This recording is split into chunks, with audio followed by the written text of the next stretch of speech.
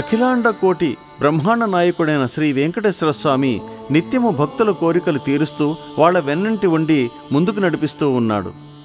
భక్తులు కోరిన కోరికలు తీరుస్తే కొండకొస్తారని మొక్కుతారు. కోరికలు తీరిన వెంటనే మొక్కు సమర్పిస్తారు.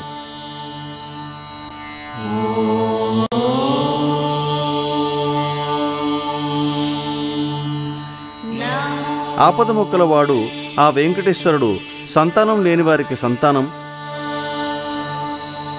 ఇల్లు కావాల్సిన వారికి ఇల్లును, ఆరోగ్యము బాగా లేని వారికి మంచి ఆరోగ్యము, ఉద్యోగం లేని వారికి మంచి ఉద్యోగము, వ్యాపారంలో మంచి లాభాలు, చిన్న పెద్ద ఏ కోరికైనా తీర్చే ఆ స్వామి మహిమగల స్వామి.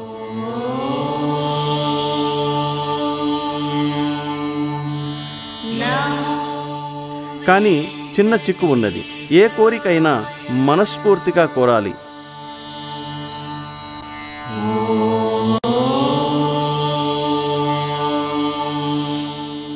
అనుమానంతో కోరకూడదు. స్వార్థంతో కూడిన కోరిక కాకుండా ధర్మంతో కూడిన కోరిక అయి ఉండాలి. ఆ కోరిక తప్పక నెరవేరుస్తూ ఉంటాడు. ఆ శ్రీవారికి చెల్లించే మొక్కులు లెక్కలేని భూదానం, గోదానం, వస్త్రదానం, బంగారం, ధనము, గృహదానము అంటే కాటేజీలు.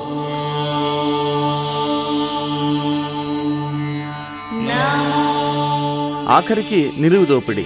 నిలువుదోపిడి అనగా మన మీద ఉన్న వస్తువులు, ధనం, బంగారం, వెండికి సంబంధించినవి. మన దగ్గర ఏమీ లేనప్పుడు శ్రీవారి సేవనే మనం సమర్పించే మొక్కు.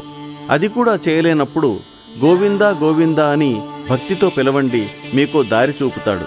అంతటి మహిమగల దేవుడు ఆ వెంకటేశ్వరుడు.